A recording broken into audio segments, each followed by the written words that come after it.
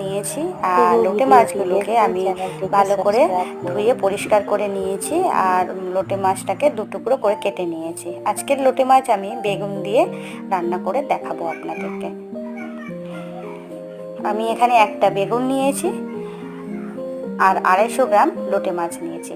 তাহলে চলুন আজকে রেসিপিটা দেখে নিই, আপনারা সঙ্গে থাকবেন। আমি গ্যাসে একটা কড়াই বসিয়ে দিয়েছি। গ্যাসের আঁচ হাইতে রেখে আমি 4 চামচ সর্ষের তেল দিয়ে দিচ্ছি, আর বেগুনটাকে আমি লম্বা লম্বা করে 8 টুকরো কেটে নিয়েছি। প্রথমে আমি বেগুনগুলোকে হালকা ভেজে নেব। সমস্ত কাটা বেগুন আমি দিয়ে দিয়েছি তেলের মধ্যে।